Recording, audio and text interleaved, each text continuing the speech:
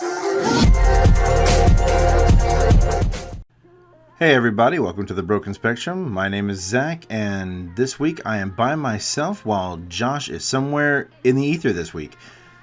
We got a good show for you tonight. I hope you enjoy it. But first, as always, this is Fragments. So, it's a very short news week today. Not much is going on. I mean, other than our biggest news that Spider-Man has rejoined the MCU now that Sony and Disney have come to an equitable agreement, which is always nice. We should be expecting a third movie out of our lovely neighborhood Spider-Man, which will make him even up with Tobey Maguire, which is, of course, one of my favorite Spider-Mans. Each Spider-Man I know has its own, has their own nice thing about them that everyone liked. But Tobey Maguire is my Spider-Man because that's what I went to go see when it first came out. And I wasn't a huge fan of The Amazing Spider-Man, but I know everyone's got their thing. But besides that, and that's a pretty big news story, we'll come back to that next week, because that'll tie in a little bit to our news week next week. With that being said, the next thing we have is that the Black Widow movie, and this is why I found this one to be really interesting, is that the Black Widow movie that's coming out could not just bring back Natasha, but also Tony. That article got me curious. I was like, well, what in the world?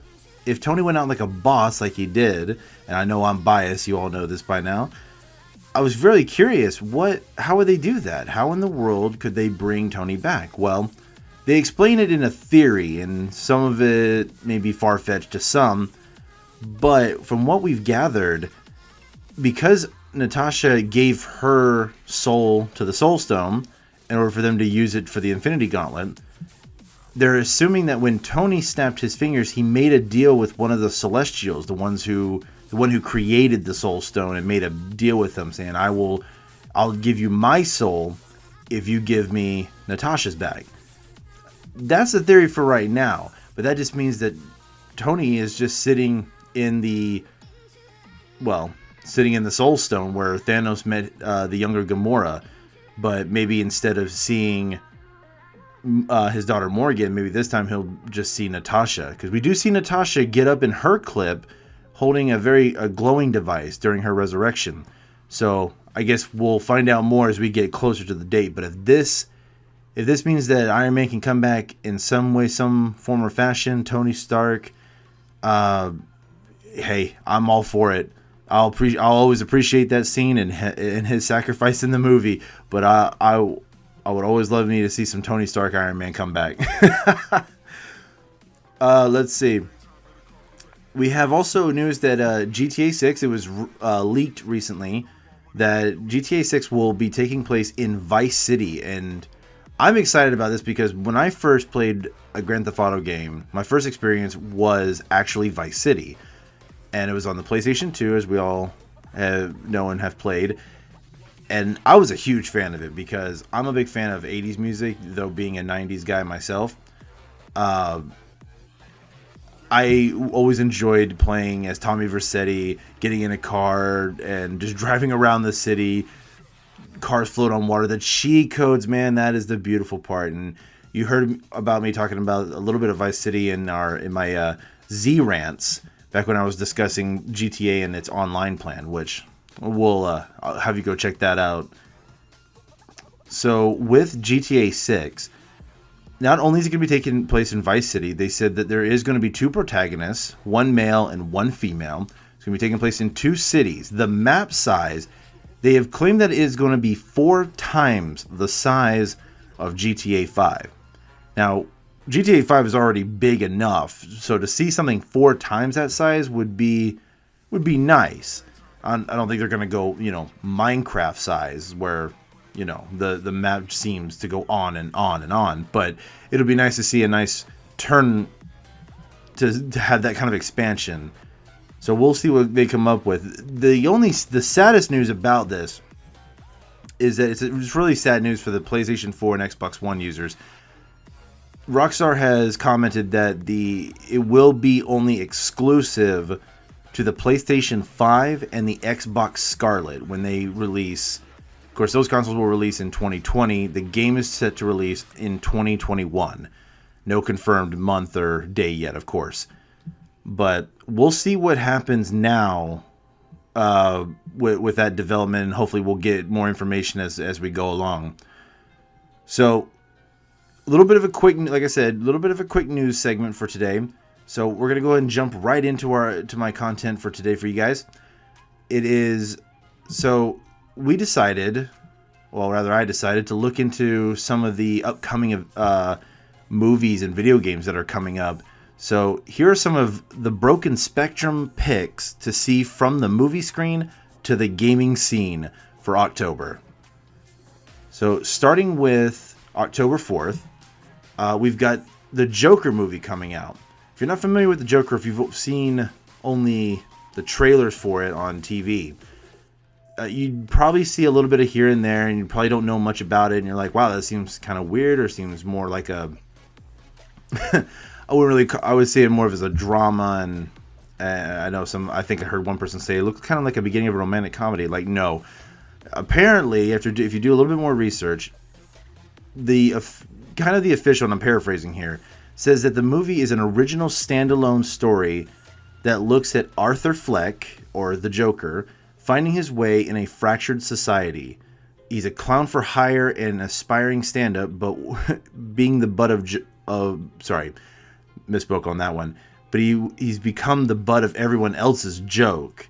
So he's not getting a good break, and he's caught in between a world of apathy and cruelty in this gritty character study. Now, this is supposed to be the Joker that is the arch nemesis of Batman. So we're supposed to be looking at his origin story and how Arthur Fleck fell from grace, if he ever was there in the first place. Sounds like he was just like a hardworking guy, and he made a bad decision, and things just kind of went to hell at that point. I'm kind of up in the air about Joker, because you can do a lot with this character, especially if you really want to get into the grit of who he was prior to becoming the megalomaniac that he is, the homicidal maniac at that. We've seen Joker in a lot of things and see him do terrible things, and we know that we've got a rough idea of his backstory, and that he's a different side of the same coin. When it comes to Batman, he's, chaos, where Batman is justice and order, and he's chaos and well, yeah, that pretty much just sums it up right there. He's just chaos incarnate. I like the idea of expanding into a character and learning more about them. I've always been a fan of seeing it from the other side. Now, instead of just building up our stories of, this is the hero, and the hero has a lot of amazing qualities and good personality, and we always want to see him win. As you listen to the Broken Spectrum, and the more you hear from me, you'll come across a lot of times where I will say that I love the story of the villain. I want to know, or either the villain or the hero falling from grace.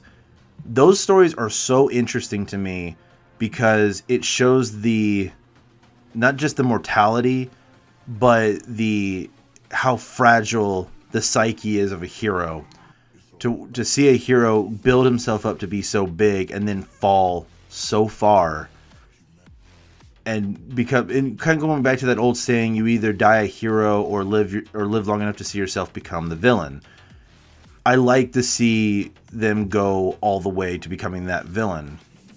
How they've described Superman over time, in the Injustice series, where enough was enough. He took control and says, I will create my own new world order where everyone follows the law and no one gets hurt, and so on and so forth. Then again, I also despise Superman with a burning passion, but that, not to be completely biased in that frame, but no, I don't like him at all. But so with the Joker, I hope it's not another DC flop. And yeah, I am going to say it. DC hasn't done what Marvel has done when it comes to making good quality movies. And other than the Batman movies, I know someone will probably yell at me like, "Oh, Man of Steel was really good. Wonder Woman." yeah, Wonder Woman, I'm sure, was very well done. And I'm sure Man of Steel, I've seen Man of Steel. It was great. It was a great movie. All the characters played their parts perfectly, and there was a lot of ups and downs. It only told his backstory enough to, like, we already know his backstory, so they only briefly mentioned it, but with some few tweaks here and there. But with the Joker, it's such an ambiguous thing for me anyway, to learn about this character, that I want to make sure that if he's portrayed the way they're trying to make him to be, like, he wants to be a funny guy, he wants to make people smile, but then something in his mind, because he's failing, it makes him snap. Let's just also make sure this is not a gimmick by Hollywood. And let me explain myself on that one. When I say I hope it's not another gimmick from Hollywood, I understand we've been taking characters and we've really been psychoanalyzing them to kind of be more relatable. It's like, oh, well, this villain wasn't always, terrible. He wasn't always a horrible person, he or she for that matter. It's because of this tragedy. This is why they are who they are.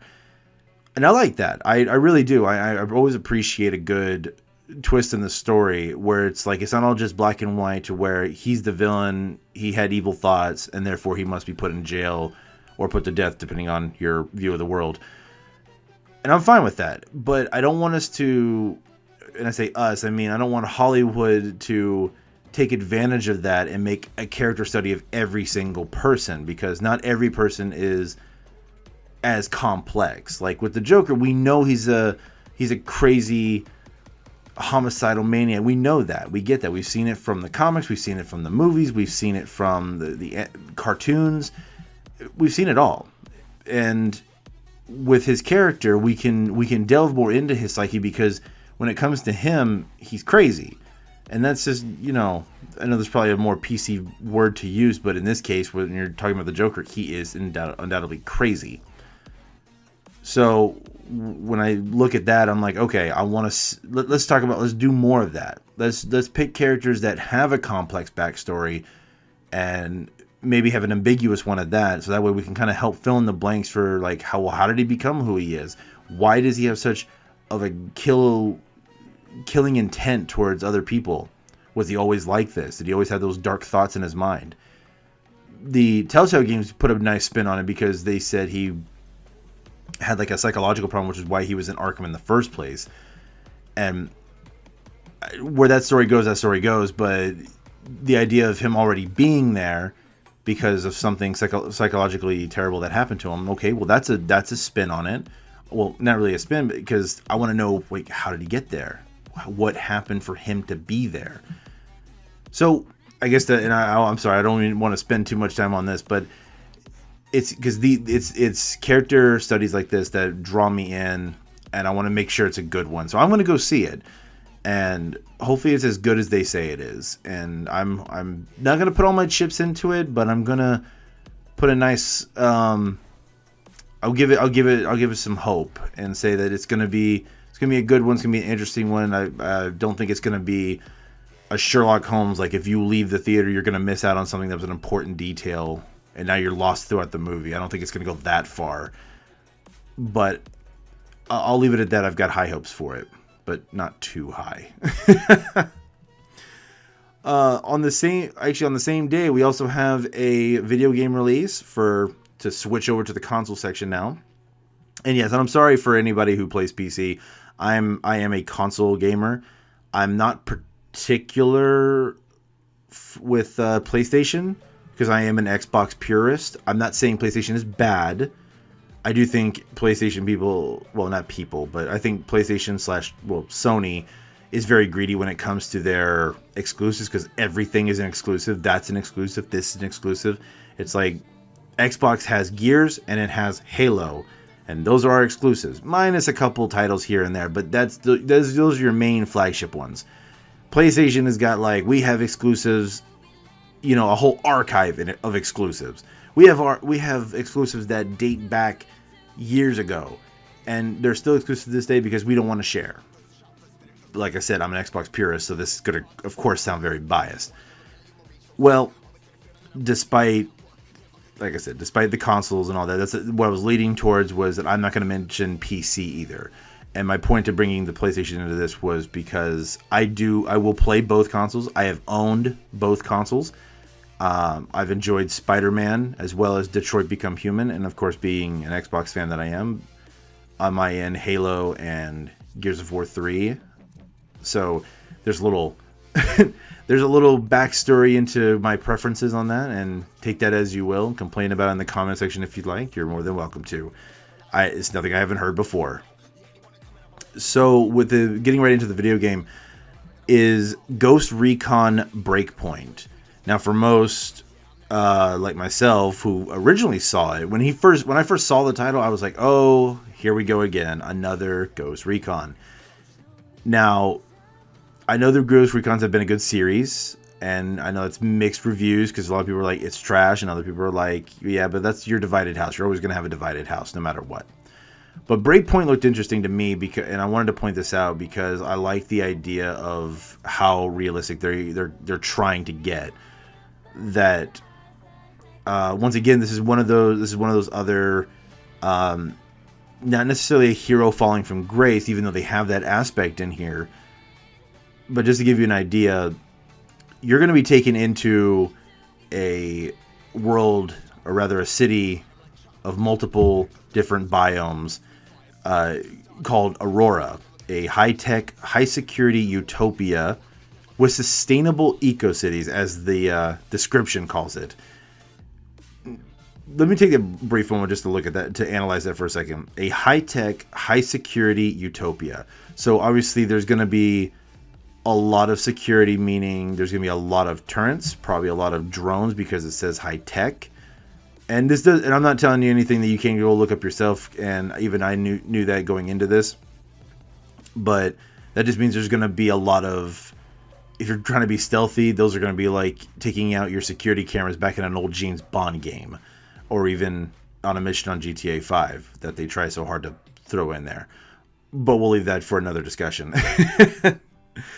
I like this because the utopia part, because I do like going into a city that has more that expands on itself to where you can explore the city, the terrain, because they want to drill this into everyone that you're not going to just be in a high-tech city. That's just the main city. That's like the metropolis, if you will. And around you have missions that take place in the snowy peaks, a barren desert, a rainforest jungle. So I like the idea of having all those terrains. And what's nice about that is, going more back into the description, in the city of Aurora, being that it's owned by a high-tech company who was really just out there to make some really cool drones and test them out, they partnered with which is kind of funny, they partnered with Silicon Valley, a company which I can only imagine that's from California. Oh, gee, I can't understand what gave me that idea. And they decided to make Aurora into called World 2.0. Basically, this is what your lives could be if we made more of these. And it looks nice. It looks really cool from all the trailers. But apparently a group of rogue ghosts, as we've known from Ghost Recon, are now known as wolves and have taken over. And when our team goes to check it out, they become the hunted. So a couple things you got to keep in what I've seen from the trailers and from them explaining this, is that you got to watch your stamina. Stamina control is very important. And why that is because when you're in different terrains, you're either be going up a hill, a mountain, a snowy plain, or not really a plain, snowy hill or snowy mountain, I should say. And that's going to take some stamina to climb it because you will fall, you'll slip, and the game will take that into effect. So you got to watch your stamina, otherwise you're going to fall right back down to where you started. So I think that's a really cool feature. Terrain change, as I've already said, different terrains offer different challenges, and they take that into account.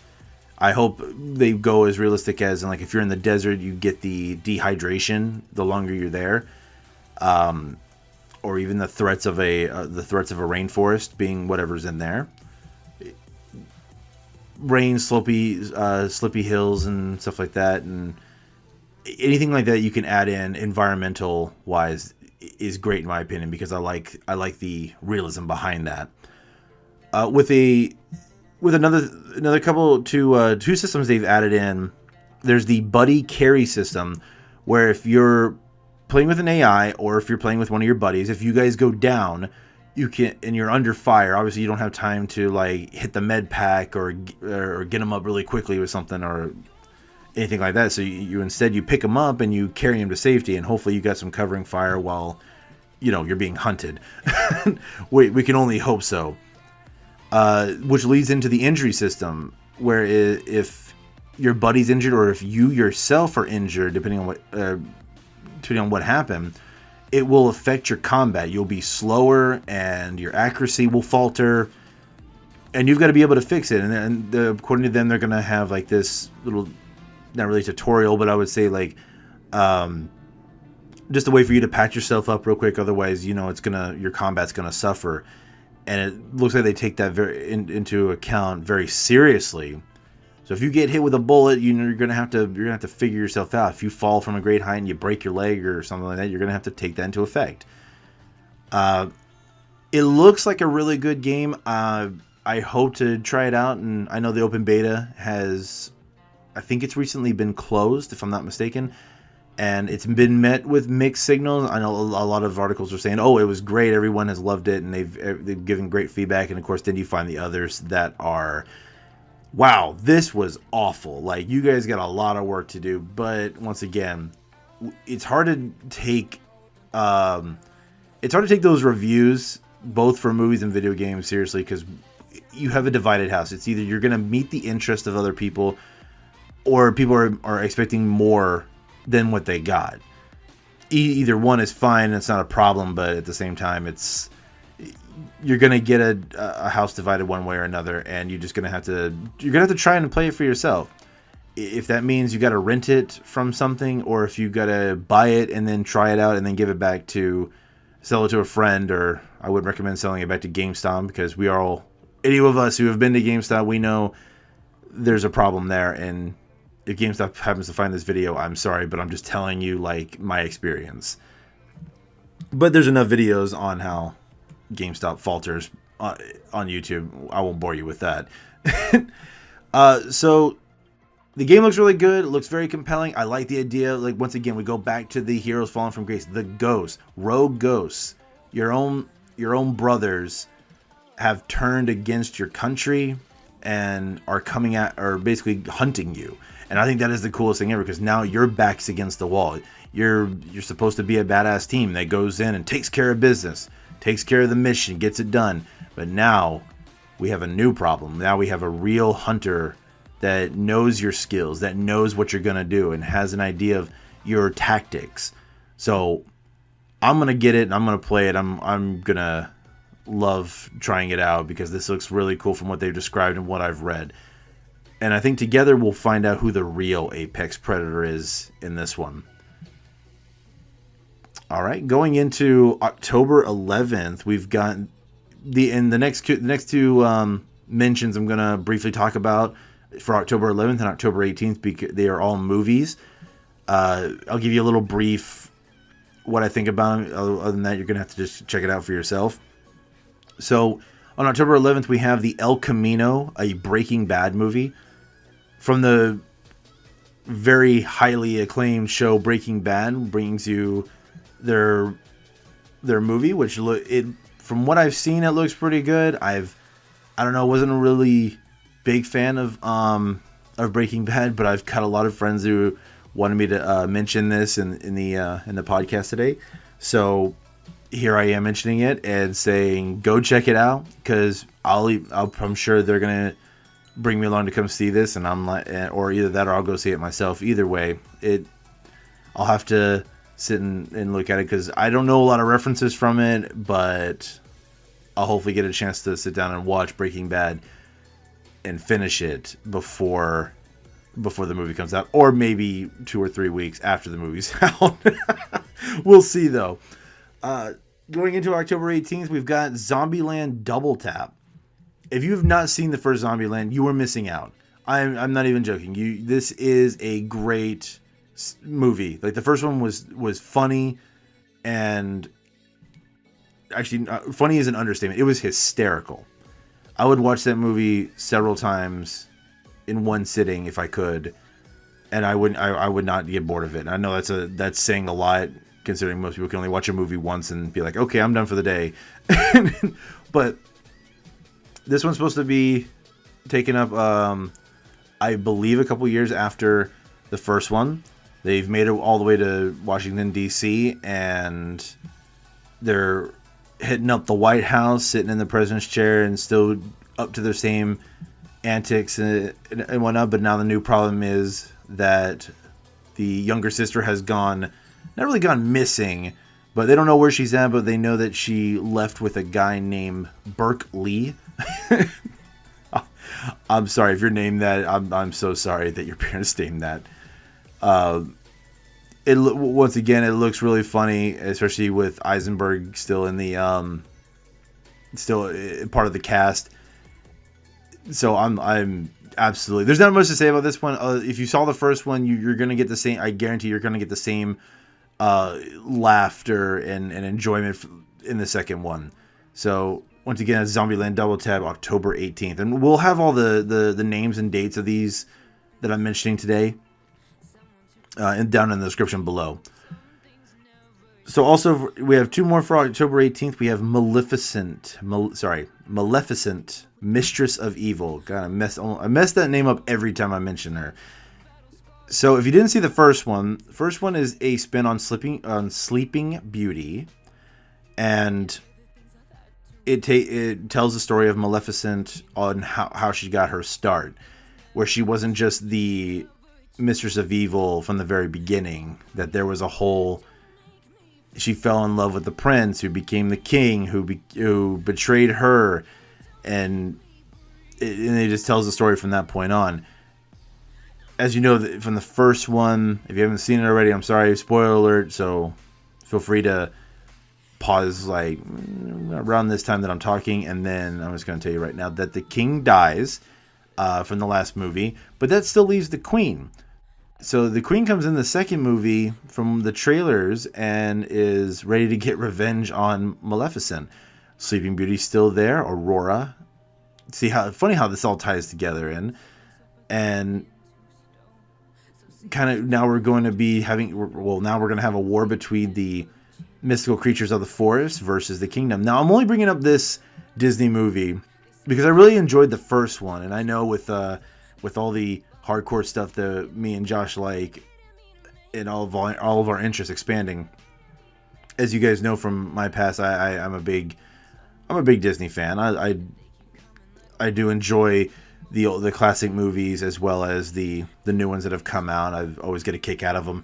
So seeing the first Maleficent, I went in there like, oh, live action hasn't really been to me hasn't been a great thing that people have done. It's like some things that are animated should probably stay animated, but this is one of the many that have really done it for me. It was a really great movie, had a great plot. It didn't get boring. It didn't feel like it didn't drag in areas. It felt like it was very compelling, and it had my focus through the whole thing. Like, where's it gonna go? How are they gonna end it? Who's on the side of right versus who's on the side of wrong, and it kind of gives you to think.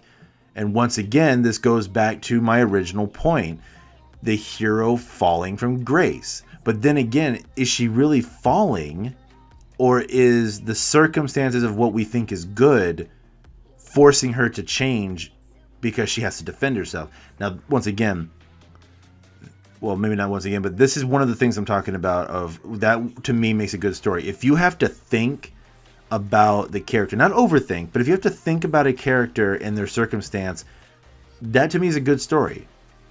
Because if you watch the original Sleeping Beauty movie, you know that she's evil and she wants to take over. But in this one, it's like, well, she only attacks because she's been provoked, from what it looks like. And it looks like the queen has been, the real evil queen is the one that we all assume to be good. So, with that being said, I'm looking forward to that movie, and I do really want to watch it and see where they go from that. Is it going to be another cliffhanger and lead into another Maleficent movie, or is this it? Is this the one that's going to lead into the Sleeping Beauty, where we know her at? But then again, the king and queen were still alive in Sleeping Beauty the first time around, so we'll see where that goes. So that's it's Maleficent, Mistress of Evil. The last one on October 18th, and this, honestly, this one's I put on here for fun because this looks hilarious. And it's called Jojo Rabbit. If you haven't seen previews for it, please, before October 18th, at least watch the trailer for it. You're in Nazi Germany. It's, of course, it's a parody movie, so don't take it too seriously. It's joking on itself.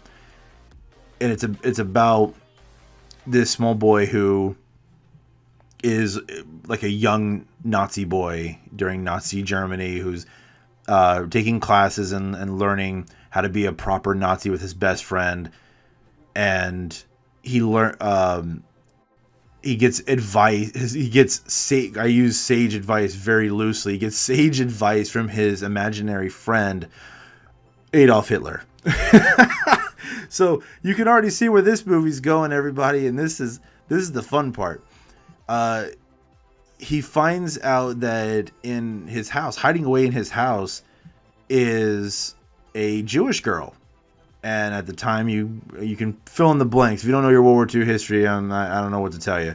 But so he starts spending time with her and try to hide the illusion that she's Jewish, but at the same time, they get into these crazy antics. Obviously, it shows how idiotic the Nazi Party is and was, honest to be honest, on all fronts. Just to give you an idea, one of the scenes is a group of them, like Jehovah's Witnesses, coming to your door. They knock on the door and they're all dressed in their black SS outfits, and they're like, "Hi Hitler," and they start asking questions like kind of like how Jehovah's Witnesses, but take it from a Nazi Führer World War II perspective. It looked absolutely hilarious, and the idea that they would go so far and so bold as to make Adolf Hitler into a boy's imaginary friend. I'm sorry, that's profoundly hilarious to me, and I know that's ugly to some, but I think I know a lot of people that are going to enjoy this movie. I know I will for sure. So that pretty much takes care of that. So we're almost through October. Like I said, these are just our picks. Like there is a lot of movies coming out in October that I would you guys are probably going to go check out regardless of what we pick. But these are just some of the ones that we decided on either seeing or getting to play because they look so good. I mean, I don't really have another word for it. There's not. I'm sure there's some English major out there that's going to say you could use this word, but in short, they're awesome. They're badass. They're cool. They're hilarious. You're going to hear me repeat those words. That's fine, but that's what they are. And I hope that you look at these picks and was like, hey, now you've persuaded me otherwise, Zach. I'm going to go out and see it right now. Or I'm going to go pick up the game right now, or I'm going to at least check it out. Like if I've done that, I've done my job. Just by telling you it, I've done my job. So going into October 25th. So this is getting towards the end of October, and that's we're already getting towards the end on this one, so it's a little bit of a wait, but it's not that bad. We have 2 video games, not really any movies going on this one. The first one we've got is the one I mentioned probably in I think it was our first or second episode of the podcast, is Modern Warfare, Call of Duty Modern Warfare. And I mean the remake that's coming out. It's a new take on the franchise, and Infinity Ward is back at the helm. It's supposed to be a grittier version of what we knew. Real world problems, the real dangers that are there. We're not fighting Russians. Like Russians in the Cold War have ended. We're done with the Russians. Apparently it's more of a we have a fight in the Middle East. It's going to be more focused on the Middle East and in the European areas.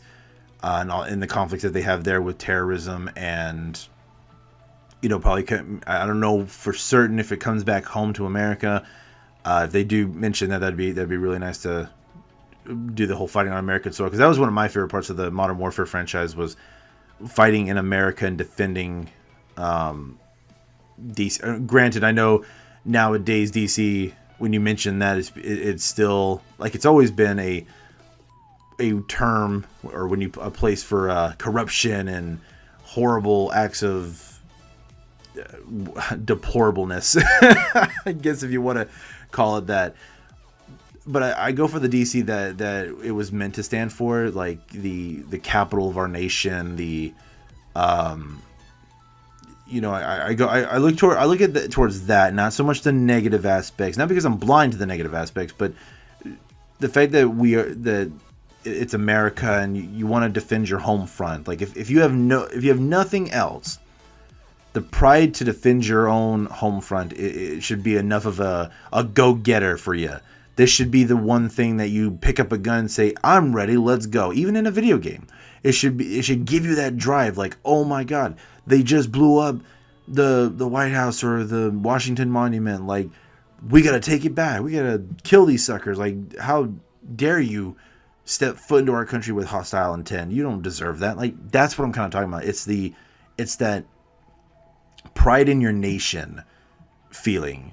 And a video game that portrays that or brings that feeling out, I feel like is something that's noteworthy, something you should really pay attention to.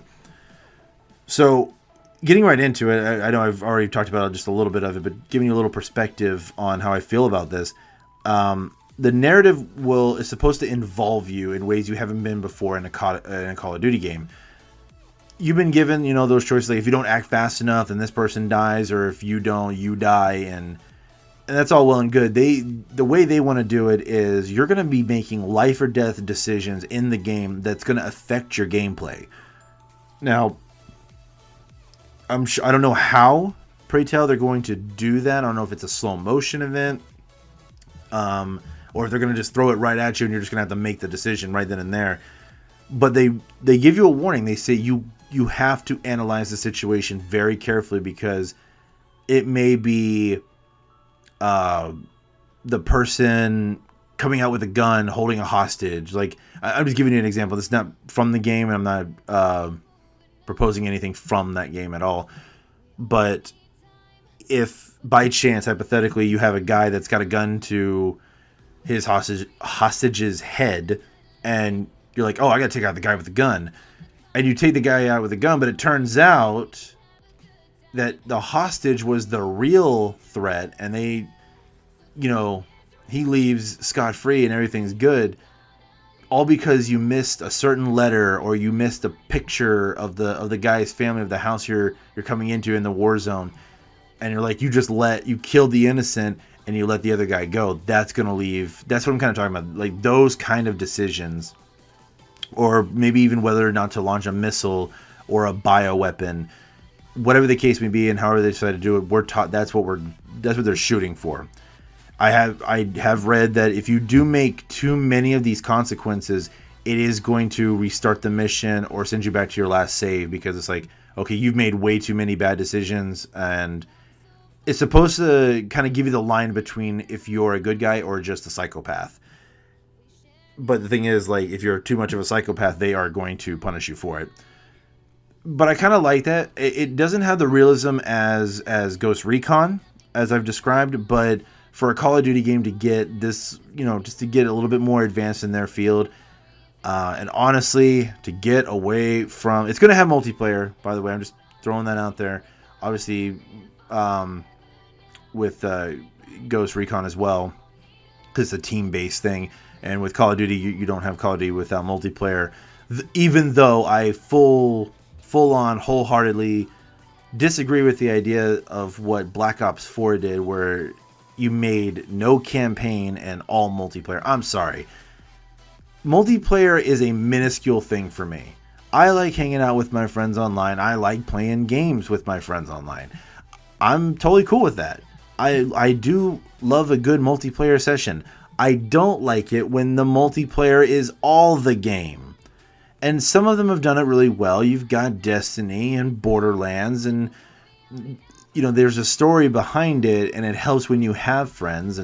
But the ones that are like 100% multiplayer oriented, to where you gotta play multiplayer, or it's a crappy campaign, and they give you a whole expansive multiplayer. Like, and I'm shooting myself on the foot on this one because I said I like Battlefield 1 and Battlefield 5, and I know both of those they have their campaigns. They're notoriously short, and they give you an expansive multiplayer base, and that's fine. And I will gladly take the hypocrisy on that. But for everything else, or like a COD game, I want when I hear COD, I want a compelling story. Even when we were dealing with the Russians, that was a cool expand story on Makarov and his son, and going off of like the real threat thing, taking you through those missions and taking you through like an atomic bomb drop, and your character seeing it in the shock and awe in the aftermath. Like those are really cool scenes, and that's something that was really cool to live through or to even play through. So with the new COD game, what I'm looking forward to is making those decisions and seeing how that affects my story, and seeing if when they took the game and they changed it up to be more relevant to what's going on now in today's society. Though I know anybody that listens to this is either gonna say, when I say that to relevant to society, do we get a chance to hurt Donald Trump, or I don't like him and I hope we get to do this, versus the people that are like, good, I get to fight in Trump's our army or whatever. Or if the game decides to change out the president entirely just to avoid the media on this one. I only bring that up not to bring up politics, but just because, like, if you're going to be more prevalent to the war we're facing, you're also taking a joint task force, which is led by none other than Captain Price, the badass himself, the main guy himself that you fought alongside, and even at the end of Modern Warfare 3 you got to fight as. So I mean, there's a lot worse things that they could put in the game than my point is, like, having the game itself be in this area and dealing with the real world problems, and dealing with bioweapons, like that's a real factor. Leaving the politics aside, leaving media bias aside, this is what makes a good game. When you stop, rethink, and I know everyone with the remakes, they've been getting out of hand. Let's remake this movie. Let's remake this game. Instead, they've taken the game and said, we're going to redo it and make it more modern day, truly modern day. And I think that's great. I hope it really does reflect that, and both in gameplay and in story. And of course in multiplayer too. I'm not, like I said, I'm not totally biased against multiplayer. I love multiplayer. I'm not especially good at it, and I'm not a sweaty no-lifer. But I can handle a weapon. I'm at least decent for 10 to 15 kills on your team. And on a bad day, maybe 5. But either way, I think it's going to be fun. And I think people should give it a chance. I know that everyone's like, oh, I don't really like COD, microtransactions, and yeah, microtransactions suck. And I have a problem with microtransactions greatly. And I've mentioned that before too. Reasons aside, they're stupid. There's no need to bring them in there, and I think games should go back. But I'm a purist when it comes to that thinking. I don't care what your reason is. I don't care if it's a good reason. And I know that's very close-minded, but you'd be surprised. I'm open-minded about a lot of things. Close-minded is one of those things on this topic that I will not open up for. Microtransactions suck. There's no need for them. Don't even give me that whole, what if it's just cosmetic? No. If it's not in the game, it shouldn't be in the game. Like, don't try to force it in the game by, like, saying, you can get this base armor, which looks decent, but very basic and very bland, versus if you give us $5, we're going to give you this nice looking skin. Like, first off, why does a skin cost that much? 99 cents, $1, $2, $5, 10, 20, 50, 100. Why? why nothing needs to cost that much. That's my point. That's what I'm trying to say. But I'm sorry, I'm getting off topic here. Oh god, I hate microtransactions. In any case, our final game of the evening is kind of one I was really waiting to make this the ending one. I was really happy that it was coming out on October 25th so I can make it the last one that I mentioned tonight. But is the video game The Outer Worlds. In a transit to the farthest reaches of the galaxy, something goes wrong and you find that you've awoken decades later, put in a conflict that will decide the fate of the Halcyon colony. That right there sounds really cool. You are whoever you choose to be. It's a role-playing game. Whoever you choose to be, you are on a colony ship bound to the far reaches of the galaxy to colonize the next step in human engineering and human advancement to do your thing out in space. And I think that's cool in itself. Just the setting alone, they've set the stage for it, especially for me. And you find that you've awoken decades later. You're on a planet. You don't know what it is. You don't know who it is. You just know that there's a colony called Halcyon. And I hope I'm saying that right too. This is where you will choose to decide the fate of the colony and its people. And there's many factions apparently that you get to choose from. You'll either defend the Halcyon colony, you'll bring it to its end, you'll rule it, or you'll be its protector. Whatever the case may be, it's set in like this kind of like a 50s style sci-fi movie mixed with a little bit of it's like your 50s Fallout meets Borderlands almost. I wouldn't really call it Borderlands, but it fringes on that that I don't even know the word for it, but it comes close to what that looks like without the artistic design looking very comic booky, or rather Telltale. Like when I'm talking strictly animation on that, or graphic wise. Here's the thing that's cool about The Outer Worlds, and I'm trying to keep my excitement in to give you guys the best, not really review, but the best understanding of what this game is. So the creators of The Outer Worlds, if you haven't heard yet, is by Obsidian Entertainment. They're back with this new role-playing game. And once, like I said from the beginning, this looks incredible. I mean, the fact that not only do you get to make your character look, think of Fallout, but put it in space and on another planet. But without the atomic explosion. Instead, you're waking up in a battle to fight over this colony. And so far, the two sides that I've seen is the people who fight for the Halcyon colony and the Marauders. I'm sure there's more. There's bound to be more, and I'm sure there's more on their website too if you check it out. But what's cool that Obsidian Entertainment is doing this. If you don't know, Obsidian was the first Fallout. For all the fans, that's the OG Fallout. Before everybody else kind of came in and did their own Fallout and had a hand in it at Bethesda. These guys not only did Fallout, but they did my favorite game series of all time, Knights of the Old Republic, which you've heard me say in several episodes before, and even now, and I'm going to continue saying it. Anytime I get a chance to mention this, I am, because I'm obsessed with this game.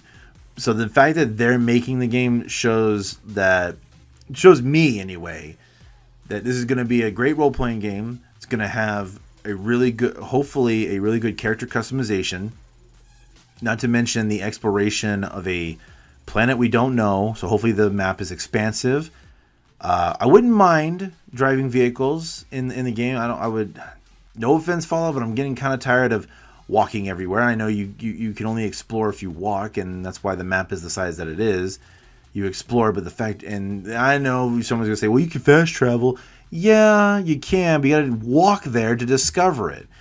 You have to walk to the place, discover it, and then you can fast travel to all these places. I think it'd just be cool to be able to drive around. And I mean, you can still get out and explore. I'm not saying you can't do that, but it looks like there's going to be, you got your alien looking animals that are going to be your predators or your docile animals. And And of course, you got your many factions that you're going to have to be able to join. So I would say closely related to Fallout 3, but I have better hopes for this game versus what Fallout 3 was. Or no, I'm sorry, not Fallout 3, Fallout 4. I apologize. Fallout 4 is what I was shooting for. So you have like the Brotherhood and the Railroad, in this sense, of course, but then you've got like in the Minutemen. For this one, it looks like you're gonna have those factions that you can join. You can choose to join. Each one either hates the other faction or doesn't care about the other faction. But from what they understand is that this is a corporation for this colony, and you're going to be you're the unknown factor in their equation. We don't know if he's going to be for us, against us. Like, you're going to decide the fate of this group. I think that's really cool. I like games that give me choice. Not so much that where the choice is driven throughout the entire game, to where the game still plays out normally, but gives me the choice to where what I choose will affect the direction of the game. Also meaning that if I do something terrible, it's going to have either ramifications or it's going to have a lasting effect through it all. Either being the horrible tyrant dictator or the benevolent protectorate of this colony. Like, either one. Of course, me and my habit of loving the dark side of Star Wars and being the and kind of being the jerk wanderer in Fallout 4, I would say I would definitely go I'd probably go evil second, though, just because I know telling you all that it's like, oh, you're gonna choose to go evil first. I'm like, no, not necessarily. I want to play good the first time around just to kind of get the full experience of the story, but then go back and completely screw up everybody's lives, because that to me is fun. That's hilarious. Because it really because if you're not showing the dark side of a character, if you're not showing what could have been, then I don't feel like your game is trying hard enough. So you can't do that with a game like Halo, because you want the hero to win because he's one guy versus the odds of many. The same thing with Gears of War. You're the team of 4 or 5, and you're up against the army of many. And in that case, you can say, yeah, I want them to win. And with this game, it's like, it reminds me a lot of KOTOR in that sense, to where you don't have to be a good guy, but you'll get more out of it if you are, story-wise. Then again, I would also hope for the same kind of story expansion if I was going bad as if I was going good. But I know I'm asking a lot for that. To me, just to kind of summarize, for when it comes to video games or movies, I want to be surprised. I want to be surprised by what you make, but I don't want you to fall short in what your movie or game could have been potential. Like the potential it could have had, and you fell short immensely on it. So when you make it, things I look at. I look for, is your story good? Did you get for your movies, I'll start with the movies. I want to know your story. I want to know a quick synopsis that's easy to tell, that you can grab. If you can grab me in the first 2 sentences, I will pay attention to what your trailer is. It's a procedure. It's a next step kind of thing. If you first tell me that, he was a boy, she was a girl, and they both fell in love with each other, you've already lost me. I'm not saying I'm not big on romantics, but you're not going to get me with that. Now, if you told me that he was a space outlaw and she was, or rather, you reversed the roles. He was a dashing prince or a duke or something like that, and she was an outlaw, and they got into some serious trouble, and they're gonna fall in love at the end. Then that would be kind of cool, because it's all about setting the stage at that point. If you keep it on Earth, yeah, so that's okay. If you keep it on a distant world, or in another dimension, or in the past, or in the future, okay. If you keep it on basic Earth, you're already losing me. I mean this, I'm sorry if I'm going off track here, but when it comes to a movie, give me a quick plot summary, give me good characters, a good cast would help. If you got new actors and actresses that I have not heard of or not seen in movies, I'll give them a chance, because I won't base the whole movie based on that. And kind of give me an idea of where you're going with it.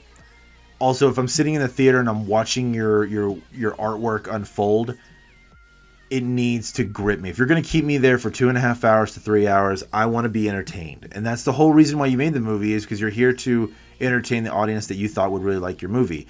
I want to be entertained. I'm not asking for much, but I want you to grab me and show me something. Show me something spectacular. Show me something that no one has done in a movie yet. If you do that, then you've got me for the whole thing, and you're going to make me want more. But you got to squeeze out every last bit of potential that your movie has. If you fall short, a joke that was missed, a line that would have been really good, or a scene that was supposed to be super emotional, if you sell that, then you've nailed it. Because it all comes down to that. I think in the end, it really comes down to, like, how much passion and emotion did you have to put into this movie? Did you get bored after the second day of filming? Or when you were writing the script, did you kind of get bored halfway through because you didn't know how to fill up this gap? So you kind of give us a crap part or crap scene to kind of fill the gap up? Don't do that. Don't do that. I know there's plenty of good movies that have that one scene, but, like, that just means you weren't trying hard enough. I'm going to call you out on that. I know I'm not a producer, I'm not a director, but I am going to call you out on that. Same thing with a video game. If you give me the chance to let me have the choice over what I want to do to my character, then I should get full free reign of what I want to do to my character. Now, that's not to say that if you have a scripted story for my character to follow, then I better see something good come out of it. I mean it. Like, if you, for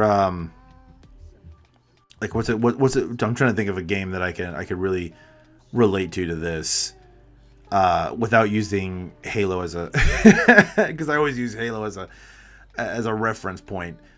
But if you have, tell you what, I'll give you a bad example. If you give me a story like Battlefront 2 by EA, where you play as Inferno Squad and you juiced us up every day before the game came out on commercials, you play as Inferno Squad, you're taking the last ditch effort now that the Emperor's dead, this is what's going to happen. Okay, you've got my attention. Let's go kill some rebels. Let's go, beat up some Jedi that are still out there. Let's go steal some artifacts. Why not? That sounds really cool.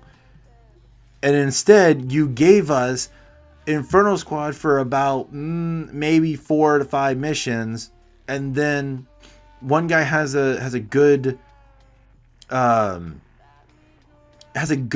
with Luke. And I'm sorry, if you were a true Imperial Inferno Squad, you would not only be elite enough to, yes, I know he's a Jedi, but if you're the elite of the elite, if you're the Spec Ops troops of the Empire, you should be able to at least go to toe with him for a little bit before he stabs you with his lightsaber or pushes you back with the Force off of a ledge. And then, even then, if you survive the ledge fall, my point is that if you're going to be these guys, be these guys. Do not sell yourself short, because that's what the game did. It sold out and said, we need to make these guys heroes in the end. Why? You made one guy keep his morals straight and say, we're part of the Empire. We follow the orders. Yes, you are. That's the whole point. When they turncoated, I'm like, you guys turncoated so quick because these people were going to die in a horrible inferno in the game. And I'm like, that's what you do. Your Emperor gave you a thing and said, okay, if he can't have the galaxy, then no one will. And sure enough, he did. This is my problem. That is poor writing. It's poor writing. It wasn't a good story. It fell short. That's why most people just go to multiplayer at that point, because no one cares about the story. It was a weak story, so you could put more focus in the multiplayer. Don't do that. Halo 5, you were the same way. You gave us a weak story to focus on your multiplayer. Halo 4, and yes, I'm going to go back because, yes, now I'm going to bring out a strong example to that horrible example of Battlefront. Oh my gosh, I'll even tell you what, I won't use Halo. I will use the original Battlefront 2, where we played as the 501st, and we transitioned as the soldiers of the Republic to the soldiers of the Empire. And we had the narrative. The narrative was amazing. It was beautiful. To talk about how the Jedi trusted us and we had to be the ones to take them out later. Like, we already knew how the story ended. He tells you how the story ends in the beginning. But to tell the story about how your relations were with your men and how they were with the Jedi and how you fought battles, like, that narrative was amazing, and I can have several people back me up on that. I know several of you will back me up on that. But get a little carried away. So that's pretty much what I gotta say on that. Going back to I know I strayed so far on the Outer Worlds, but I think I was pretty much done with telling you a little bit about it. So just to quickly go over the October 25th again. October 25th, the release of the Outer Worlds and Call of Duty Modern Warfare, the remake, will be coming out during that time.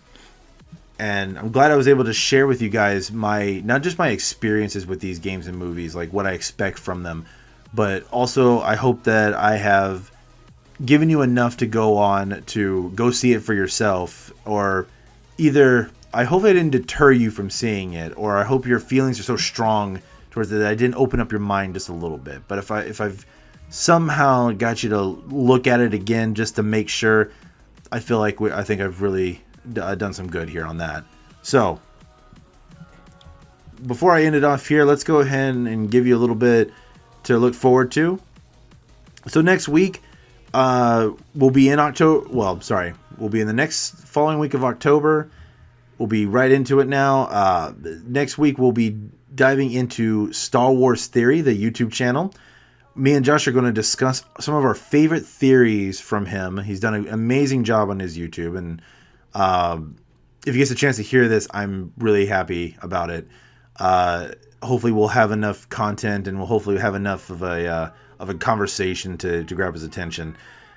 And we'll be discussing not only some of our favorite theories from him, but maybe we'll even come up with some of our own before Rise of Skywalker comes out, which I know that's not until December, but maybe we'll have some theories for it. Maybe even some theories on future Star Wars developments and where it's going to go from here. As always, I want to just send out a big thanks to Emerald for once again taking care of all to our videos. I'm always going to give you a plug-in at the end, man. You're doing a great job on the Broken Spectrum podcast, and as well as any videos that hit our channel. The guy, for everyone else who's listening, seriously, go check him out. He may not upload all the time, but he's got good quality content, and it's kind of amazing watching him play. So I would definitely go check him out and subscribe to him. And of course, time with our plugins. You can find us on Twitter and Instagram. And once again, I know we've mentioned before, Instagram's not really lively right now, and that's mostly due to the fact that now that we don't know how to use it, but just because there's not really much to take pictures of. But hopefully we'll have something for you very soon. Twitter, I've been a little lazy on Twitter, but I'm going to get back on it. I say I'm lazy, but I do try to post as much as I can on relevant stuff and our own opinions, because whatever we speak on Twitter is shared by me and Josh on the broken spectrum of what we agree upon and what we think is funny or relevant that should be taken notice to. But you can also find those links in the description down below. And I think that's pretty much it. Thank you all so much for listening to the Broken Spectrum podcast and my recommendations for the month of October of movies and video games. I would have done... I really didn't think TV shows and comic books are really a thing, because with the time that I've got, I don't have the time to read the ones I've got now, so, or even for that matter, watch TV. But if when I get Josh back on for the next version of this, which will be at the end of October, we'll talk about the upcoming things for November, and maybe he can shed some light on on any comics or even some TV shows that are coming out for everyone. So with that being said, and with that to look forward to, once again, I'm going to say it again, thank you all for listening. Make sure to like, comment, and subscribe. And yes, I did say it because It all helps, and I really appreciate it. Check us down out below, and we will see you next time. I'm Zach. Peace.